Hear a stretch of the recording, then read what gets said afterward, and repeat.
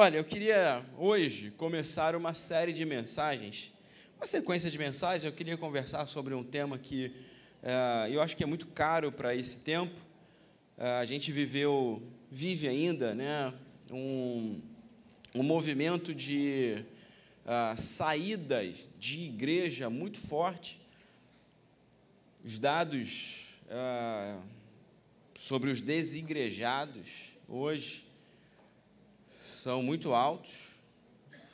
Estima-se que nós temos quase 1 milhão de desigrejados no Brasil. Gente que pertenceu a uma igreja e hoje vive fora. Eu considero também que existem desigrejados dentro da igreja. Gente que até vai à igreja, mas não vive mais igreja. Essa é uma outra forma de desigrejar. Gente que vem para sentar e assistir. Isso não é viver igreja. Você sabe muito bem que viver igreja é convívio, é relação, é trabalho. Então, existem aqueles que sofreram nas instituições, sofreram nas relações, ou de alguma forma têm alguma peculiaridade, alguma crítica, né? Nós vivemos num tempo, né? Nós vivemos num espírito crítico da época. Todos nós somos filhos da nossa época, não existe como fugir disso. Nós vivemos uma época em que nós não acreditamos em instituições e não nos damos bem com a autoridade. Nós temos uma dificuldade de aceitação de autoridade e a gente, às vezes, confunde um pouco um senso crítico com uma desobediência. A gente não caminha mais numa linha tênue entre uma boa avaliação do que está se ouvindo, em detrimento de um entendimento de que Deus nos dá líderes, mestres, pastores, profetas, evangelistas, para que a gente não seja guiado para qualquer vento de doutrina. E existe uma certa cultura de oposição àquilo que a gente faz. A gente, antes de levar a sério algo que alguém fala, principalmente um líder, a gente passa por filtros e filtros dentro da nossa mente para ver se a gente realmente pode caminhar junto. E a gente vai protelando, e é por isso que existem desigrejados dentro da igreja, porque é gente que está com esse filtro ligado há muito tempo e já não tem mais aquele clique de tudo bem, aqui é um lugar confiável, vai ter, como todo lugar, tem gente difícil, relacionamentos difíceis, mas a gente perde aquele clique de eu tenho que fazer parte disso, e a gente desigreja na igreja. Tem um autor que diz que os desigrejados vão ter uma grande dificuldade no céu, porque lá no céu eles vão encontrar com a igreja. O que vai fazer parte do céu é a igreja. E a gente vai ver o nosso Jesus ressurreto levando a sua igreja. Então, não há como fugir desse convívio.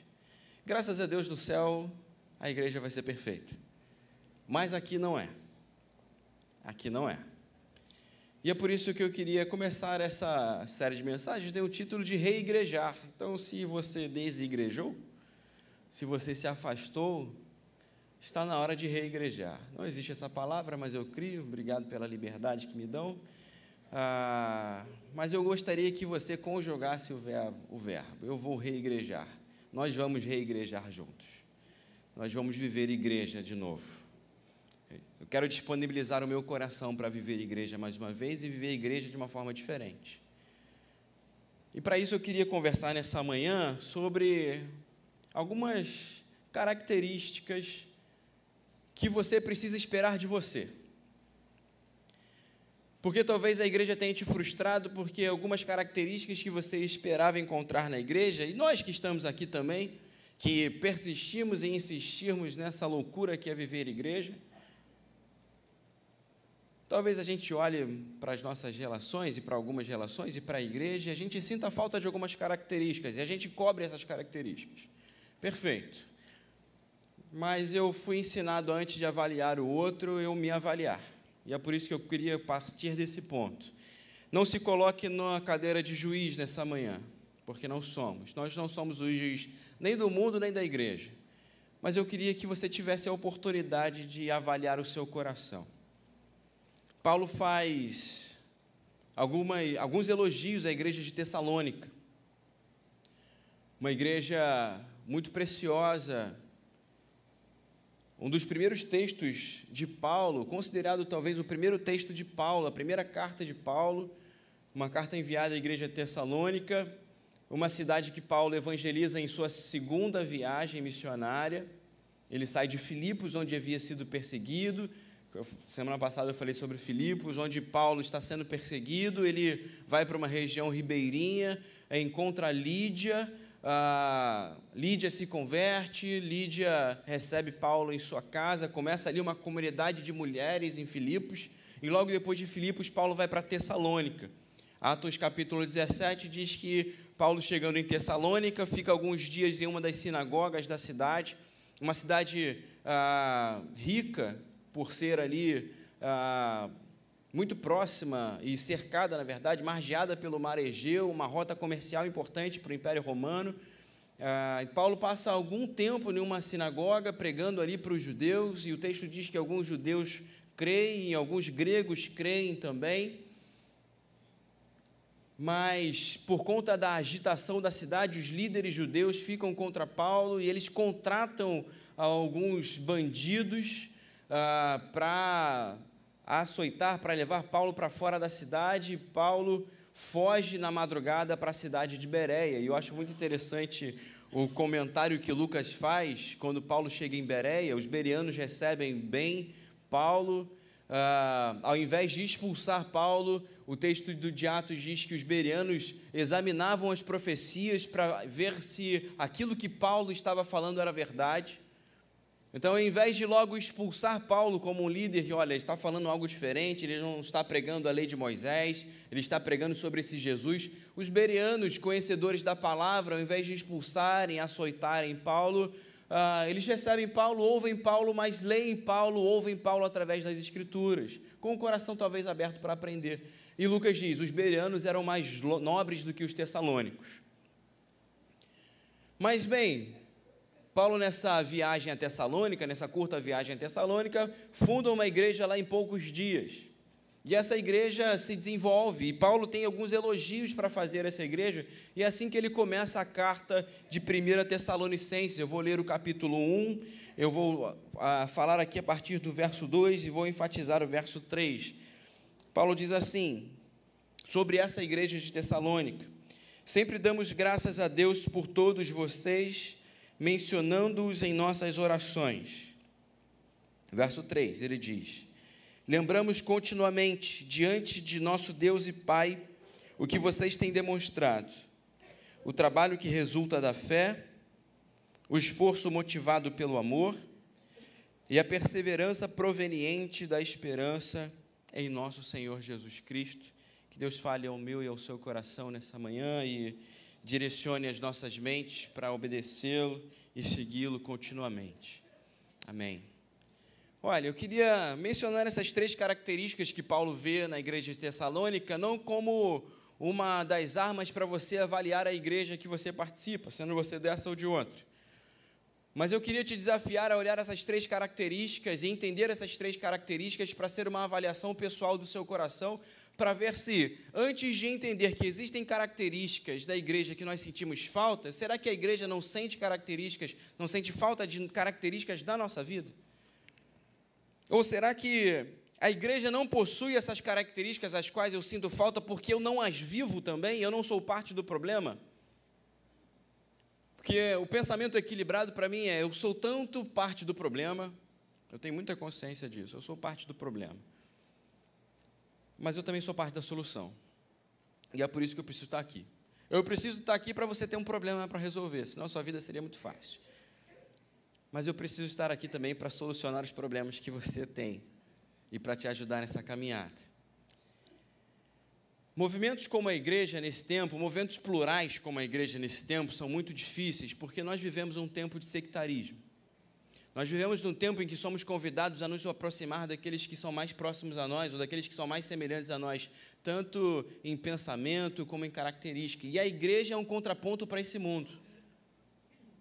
para um mundo subdividido, para um mundo singular, para um mundo com cores muito bem destacadas, nós somos chamados por Deus a ser uma comunidade plural, a ser uma comunidade em que diversos pensamentos, diversas características, diversas culturas, diversas pessoas se reúnem em uma só fé, em um só Senhor, em uma só palavra, em um só batismo, em um só Espírito. E é por isso que quando eu me coloco individualmente para avaliar o povo, para julgar o povo, eu não consigo encontrar tudo aquilo que eu gostaria de ter, porque como unidade eu não consigo compreender tudo aquilo que se expressa. Individualmente, tentando entender a igreja de forma individual, você morre. Você morre. E é por isso que nós só conseguimos entender a vida de igreja a partir daquilo que Paulo está falando aqui. Paulo está falando que lembra e é grato pela igreja de Tessalônica, e eu quero começar com esse lugar que Lucas fala que não é tão nobre assim, para a gente entender que desde o início dos tempos não foi fácil. Eu li lá o texto de Timóteo, de 2 Timóteo, Paulo no fim do seu ministério falando que estava sozinho, reclamando da igreja, reclamando dos líderes da igreja, falando sobre a dificuldade da igreja. Sempre foi difícil, não tem essa de que temos que retornar à igreja primitiva, porque a igreja primitiva, nos seus primeiros dias, já estava brigando por distribuição de comida. O que nós precisamos é ser igreja hoje. Com essa primeira característica que Paulo fala aqui, olha, nós lembramos continuamente diante de nosso Deus e Pai o que vocês têm demonstrado. A primeira coisa que ele lembra é o trabalho que resulta da fé. Aqui, trabalho é ergon, o termo grego que dá raiz à palavra ergonomia, que é a relação de administração, de organização dos ambientes de trabalho. Ergonomia é o que faz a cadeira ter esse tamanho. Os estudos biométricos tentam avaliar o perfil de tamanho da população, aqui no caso brasileira, para fazer com que a cadeira tenha um tamanho suficiente para você se sentar e colocar o pé no chão, apesar de pessoas como eu terem alguma dificuldade.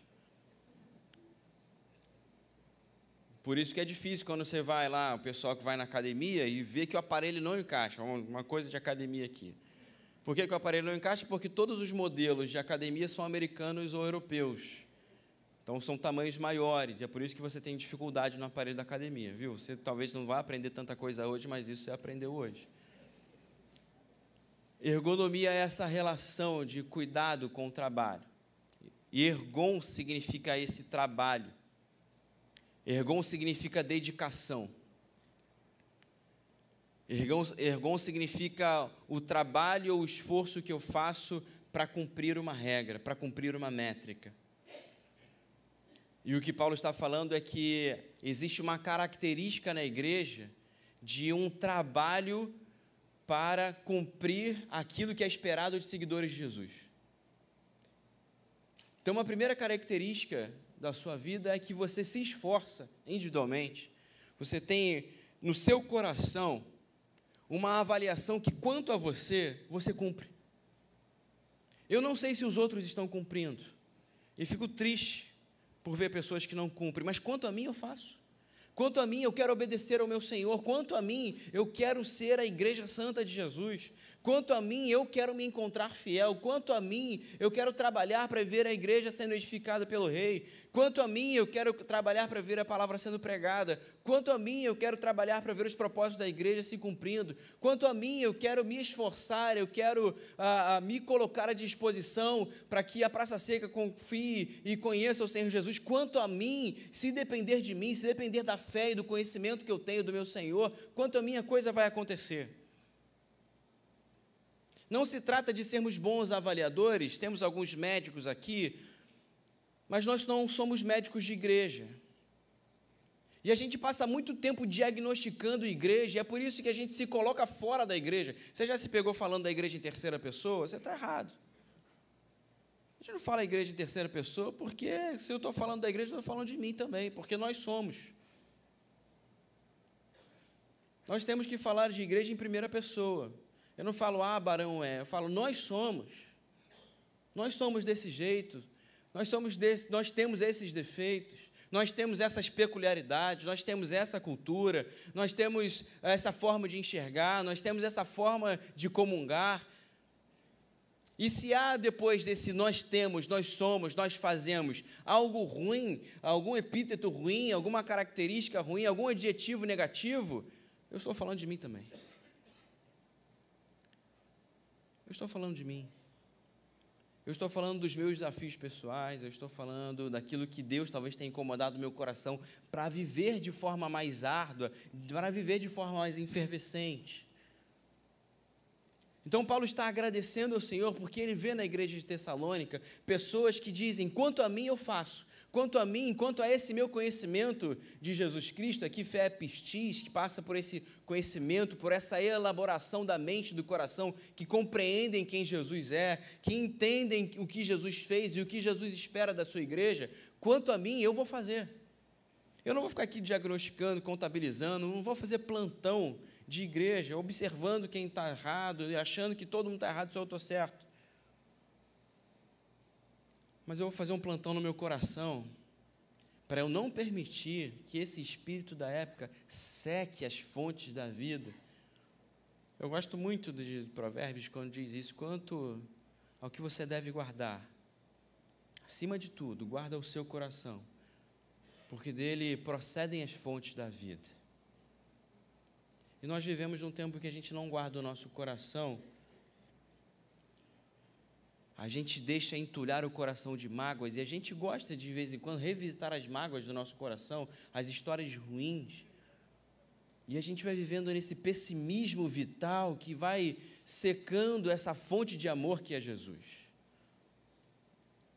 Que você possa sair daqui nessa manhã com essa convicção, olha, quanto a mim as coisas vão acontecer.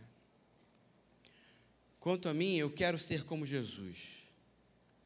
Quanto a mim, eu quero ver essa igreja viva no Senhor.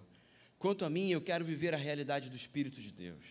Quanto a mim, eu quero viver a realidade dos dons do Senhor. Quanto a mim, eu quero ser um bom administrador dos meus talentos. Quanto a mim, as minhas aptidões recebidas dos céus vão ser colocadas à disposição de outras pessoas. Porque uma das coisas que desigrejados geralmente falam é, eu não preciso da igreja para ter contato com Deus.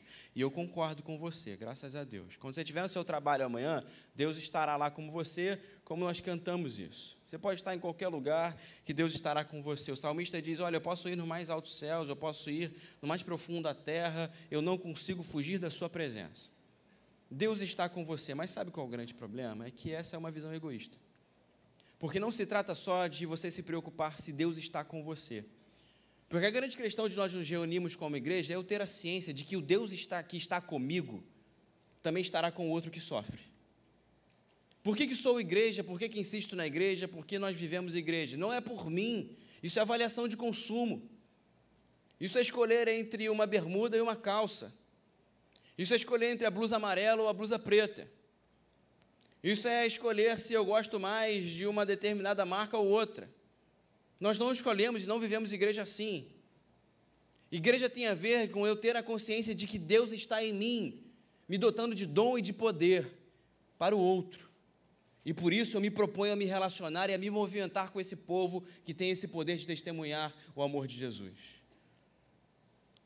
Seu problema não é que Deus não estará com você, o seu problema é que você está retendo a mão de ajudar alguém. Quando eu me permito desigrejar, eu me permito dizer, Deus, eu não quero que o Senhor me use na vida do outro.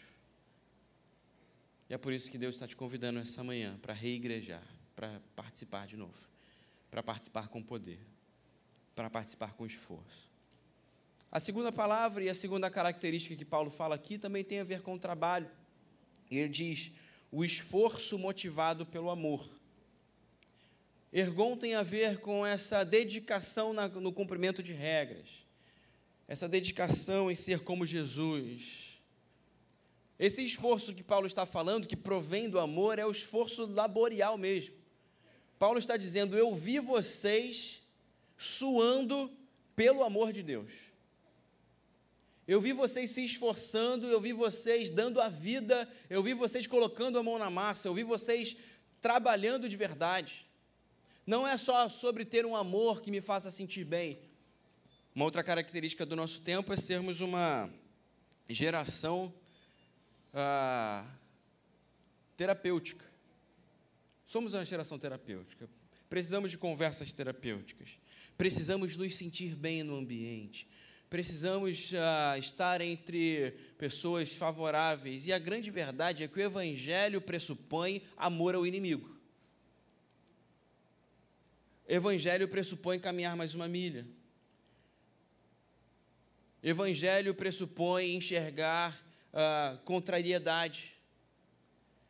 O Evangelho pressupõe olhar o outro e conhecer o outro e saber dos defeitos do outro e caminhar com o outro. O Evangelho não pressupõe uma comunidade em que esse ambiente é sempre quase angelical. Nós vivemos num tempo em que é muito difícil a gente se esforçar, mesmo sabendo que a gente vai encontrar algumas coisas difíceis no caminho. A gente prefere deixar de lado, porque individualmente já temos tantos problemas, e a gente fala às vezes assim, eu já tenho problema demais, para que eu vou me preocupar com os outros? Você vai se preocupar porque foi isso que Jesus pediu para a gente. Jesus pediu, no português carioca, para a gente não olhar para o próprio umbigo. Se eu pudesse resumir aquilo que Jesus pede para a gente, e Jesus nos capacita a fazer, é não viver uma vida olhando para o próprio umbigo. E quando eu me coloco desigrejado, para mim é isso. Eu me coloco numa posição em que o meu umbigo basta, os meus problemas bastam, e não bastam. Você tem um monte de problema, eu sei. Você tem um monte de dificuldade, mas o seu irmão do lado, que está trabalhando fielmente, também tem.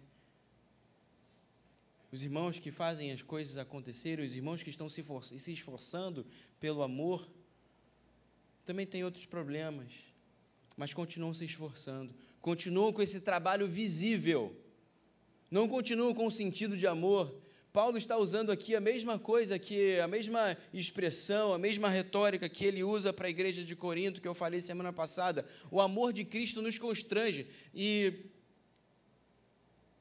se o amor de Deus revelado em Cristo Jesus não te constrange a conviver com oponentes, a conviver com os difíceis, e eu estou aqui enfatizando os oponentes, mas tem muito mais gente boa do que gente difícil na igreja. Essa é a grande verdade. Tem muito mais gente boa do que gente difícil como eu na igreja. Tem muito mais gente boa. Tem muito mais coisa boa acontecendo. A gente que prefere jogar luz na coisa ruim. Mas se o amor de Cristo não é um bom argumento para você participar da igreja, não tem mais argumento. Para mim, quando Paulo está falando isso para a igreja de Corinto, uma igreja com muitas divisões, com muitas dissensões, quando Paulo diz, o amor de Cristo nos constrange, Paulo está chegando no argumento final. Se o amor de Cristo revelado em Cristo Jesus não é o argumento final e necessário, e a base e o alicerce da minha vida comunitária, se eu uso qualquer outro argumento para justificar minhas ausências, para justificar a minha falta de resiliência, para justificar a minha ausência, já não existe argumento, porque já não estamos mais surpreendidos, apaixonados pelo amor de Deus revelado na cruz do Calvário. Sempre que você se lembrar de uma dor que a igreja te causou, porque as relações nos causam dor, que você recorra a esse argumento. Olha, sim, me feriu. E talvez você esteja ferido aqui nessa manhã, porque a gente não pode passar pano, porque a Bíblia não passa pano para nenhum dos seus super-heróis. A gente não precisa passar pano para a igreja. A igreja fere muita gente. A relação fere muita gente. Você que está chegando na igreja, é isso. Nós somos uma comunidade com uma certa dupla personalidade. Nós somos da terra e do céu. Nós somos os santos em Cristo Jesus, mas aqueles que lutam contra os seus pecados. Nós somos aqueles que vivem no santuário de Deus, aceitos por Deus, limpos por Deus, mas somos aqueles também que caem e precisam pedir perdão pelos seus erros. Nós somos o povo de Deus, nós somos a nação santa, mas nós estamos também dizendo, Senhor, perdoa os nossos pecados, perdoa aquilo que fazemos, perdoa as nossas falhas. Você que está chegando vai se deparar com gente falha também. E As pessoas falhas são aquelas que ajustam o nosso caráter ao caráter do nosso Senhor, porque foi isso que Ele fez conosco. Nós éramos os seus opositores, nós éramos os seus inimigos, e Ele deu a vida por nós. Paulo está dizendo, essa característica, eu vi vocês trabalhando com essa motivação do amor de Deus. Vocês talvez não permitiram que as oposições aqui que eles enfrentavam eram muito reais. Judeus que se convertiam e que viam talvez seus pais, suas mães se deserdando, tirando de casa, perseguindo. Pessoas que eram abandonadas e deixadas de lado pela própria família em nome do Evangelho. Pessoas que tinham que talvez largar toda uma vida pregressa para assumir a fé em Jesus Cristo e estão lá se esforçando laborialmente pelo amor revelado em Cristo Jesus. Olha, se você está aqui nessa manhã e precisa de uma motivação para voltar a participar da igreja, eu não queria te prometer nada, mas a única coisa que eu queria te lembrar é: o amor de Cristo nos constrange. Ele morreu por mim e por você. Ele trabalhou por mim e por você. Ele saiu da sua glória.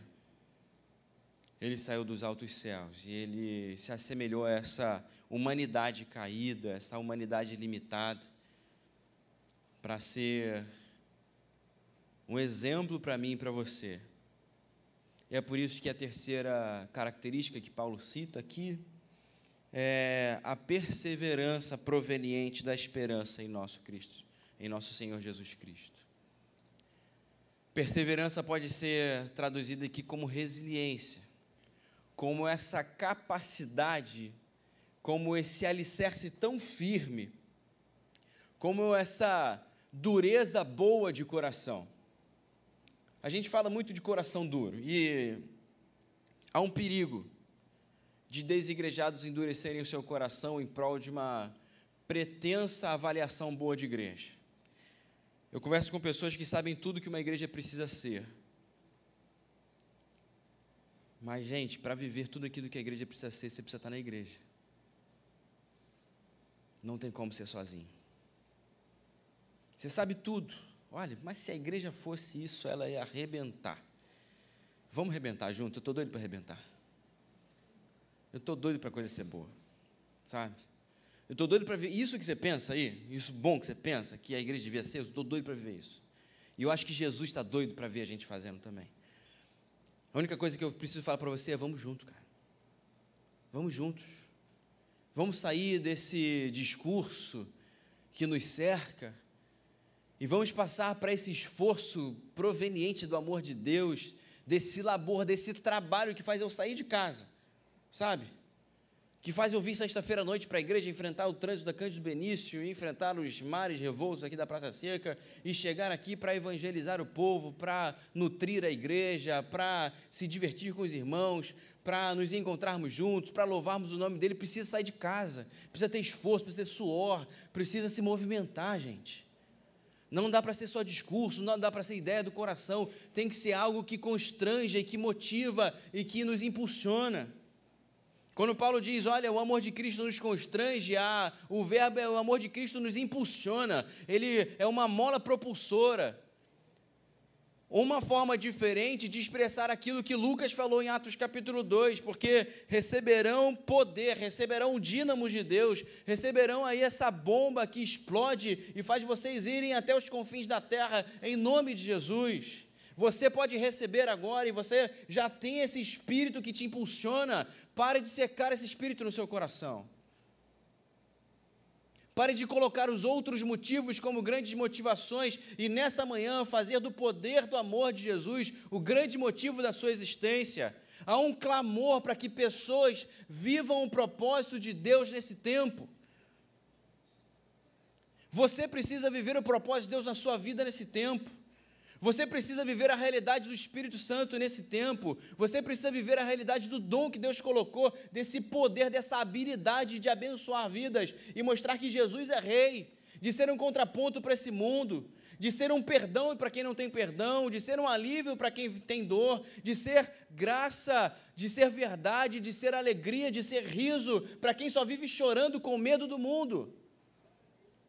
É isso que a igreja precisa ser, é esse potencial que temos. Estamos cercados aqui de marginalidade, estamos cercados de tiros, de coisa ruim, e hoje estamos aqui reunidos em nome de Jesus para falar a esperança para esse mundo, a esperança, a alegria para esse mundo, a verdade para a Praça Seca. Mas isso, querido, só vem quando a gente tem essa disponibilidade de suar junto. Precisamos suar juntos. E é por isso que Paulo está falando, olha, existe uma área do seu coração, o coração ele tem que ser mole. Deus remove o coração de pedra e coloca um coração de carne para escrever no nosso coração as suas leis e os seus mandamentos. Mas Paulo está falando que existe uma área do nosso coração, que é esse alicerce de fé, que é rígido, onde Jesus Cristo habita e coloca e sela no nosso coração, esse selo do Espírito Santo, ele enrijece essa dúvida que temos sobre amar ou não amar. Paulo está elogiando a igreja de Tessalônica sobre isso. Olha, vocês, apesar das perseguições, das oposições, vocês têm esse amor rígido. Existe oposição, existe dificuldade, existe contrariedade, existe discórdia pra caramba, existe tanta coisa difícil. Mas o coração de vocês está alicerçado em Cristo Jesus, vocês são resilientes nessa perseverança da esperança que há em Cristo Jesus. Vocês estão tão focados, tão alicerçados nessa realidade de Jesus Cristo, que o coração de vocês não se permite mais duvidar e não bater mais sem ter a consciência de que Cristo é o Rei, de que nele há esperança, de que Ele é um grande motivo e o grande guia da sua vida.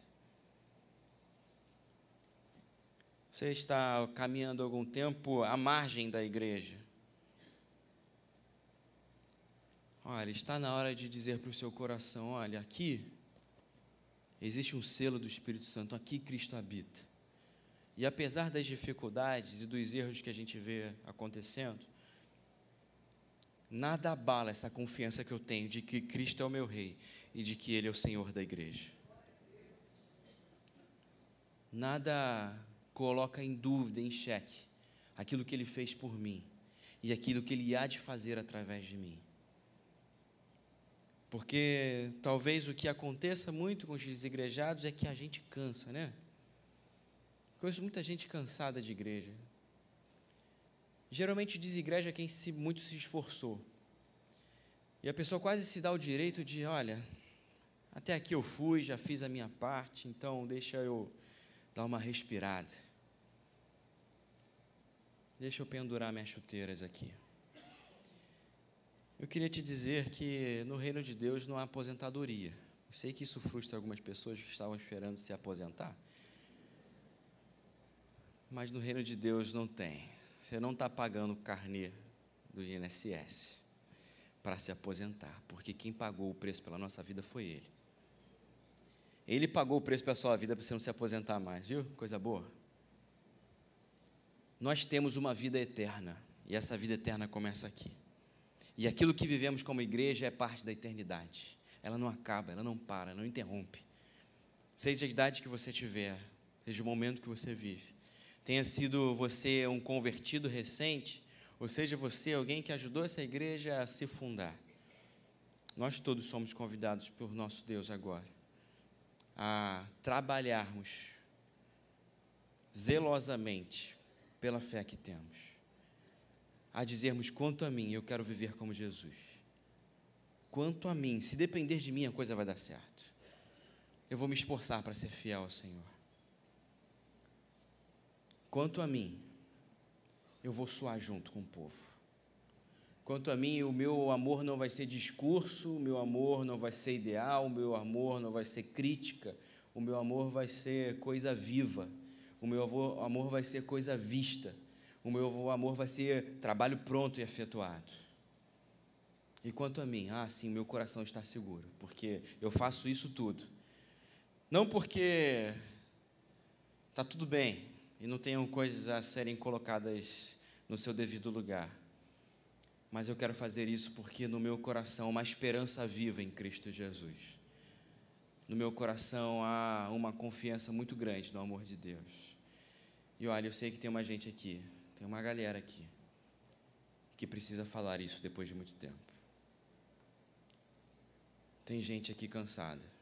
Tem gente aqui assustada e com os olhos voltados demais para os problemas que temos. E está na hora desses problemas não serem mais um empecilho para a sua vida, porque não são.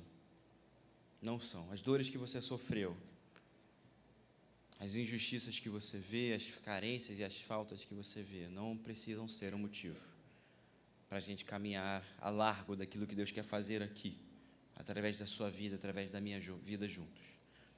Eu queria muito te convidar a fechar seus olhos agora. Eu queria muito orar pela sua vida. E o apelo dessa manhã, a resposta dessa manhã, de uma forma muito particular, muito individual, mas muito consciente também. Olha, talvez você esteja cansado, tenha vindo para a nossa igreja depois de um cansaço em outra. Esteja na nossa igreja pensando em ir para outra pelo cansaço. Ou esteja só passando por aqui, vagando por aqui, cansado. Mas eu queria te dizer que o Espírito de Deus essa manhã te reanima, te revigora e fortalece a sua vida. Você é um vaso de honra, você não é um vaso de desonra. Você é um vaso cheio do Espírito de Deus, cheio do poder de Deus, para nos abençoar, para edificar outras vidas, para cuidar da sua família e para cuidar de outras famílias. Está na hora, sim, da gente dizer: sim, Senhor, eu estou ferido, eu sou ovelha ferida, mas eu creio que o Senhor está me sarando nessa manhã.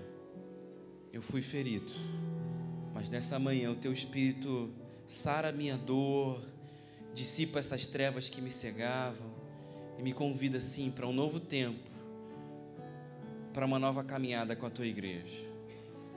Se Deus está falando ao seu coração nessa manhã e você quer falar assim: Senhor, eu quero sim, eu não quero ficar ao largo, eu não quero ficar à margem, eu não quero ser um assistidor de igreja, mas eu quero reigrejar, eu quero participar, eu quero me esforçar junto pela fé em Cristo Jesus. Se Deus está falando ao seu coração nessa manhã, se isso faz sentido para você, eu queria convidar você a ficar de pé, porque eu quero orar pela sua vida. Se é com você que Jesus está falando, você pode com muita leveza e muita tranquilidade se colocar de pé. Eu quero orar por você. Deus te abençoe, minha irmã. Deus te abençoe, meu irmão. Deus abençoe você. Muito bem, pode ficar de pé. Se Deus está falando contigo, se você estava pronto para desistir, pronto para desanimar, mas está nessa manhã falando: Senhor, eu quero me esforçar por Ti. Eu não quero mais ficar contabilizando o erro das pessoas, mas eu quero ser a Tua resposta. Há aqui tanta gente que precisa, tantos ministérios que precisam de mãos, e eu quero me disponibilizar. Deus está falando com você. Responda. Deus está falando com a sua vida. Deus está chamando você. Responda a Ele nessa manhã. Se o Espírito de Deus está falando contigo, se Ele está falando: olha, vá além das suas feridas, não é só sobre você, mas é o que eu quero fazer através de você. Você fique de pé, porque eu quero orar pela sua vida. Você precisa dar um testemunho público de que nessa manhã Deus está curando o seu coração, Deus está transformando essa sua visão, Deus está renovando a sua vida. Há mais alguém que quer fazer isso? Tanto aqui embaixo quanto na galeria, alguém que quer colocar a vida na mão do Senhor. Eu quero te dar essa oportunidade. Deus te abençoe, querido. Talvez você tenha sido um grande líder, um pastor, alguém muito dedicado à obra e está aqui cansado. Mas está na hora, querido, de levantar pelo Senhor. Existem outras pessoas, existem as pessoas que te feriram, mas existem as pessoas às quais você vai ser cura de Deus. Existem as pessoas que talvez te abandonaram, mas existem as pessoas às quais você não vai abandonar. Se Deus está falando contigo, eu não vou insistir mais, mas eu creio que essa manhã seja uma manhã importante para você. Há mais alguém que queira dizer isso para o Senhor? Deus, nós nos alegramos como igreja por ver o Teu mover entre nós. E por saber que apesar de nós, apesar das nossas limitações, o Teu Espírito age, o Teu Espírito chama, o Teu Espírito renova, o Teu Espírito fala conosco de uma forma especial. Senhor, nós queremos colocar essas vidas no Teu altar. Tu sabes o momento em que cada uma está.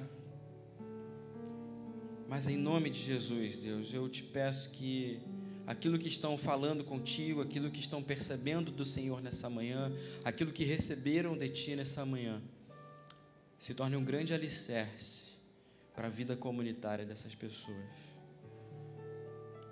Que seja a tua visão e não a delas. Que o Senhor nos dê a tua visão sobre a igreja e não a nossa visão sobre a igreja. Que possamos enxergar a tua igreja a partir daquilo que o Senhor vê de nós, não a partir daquilo que nós mesmos enxergamos, Senhor. E por isso dá a essas pessoas o teu poder, o poder de testemunhar do teu amor. Doa a elas os dons e os talentos necessários para que sejam efetivos na tua boa obra.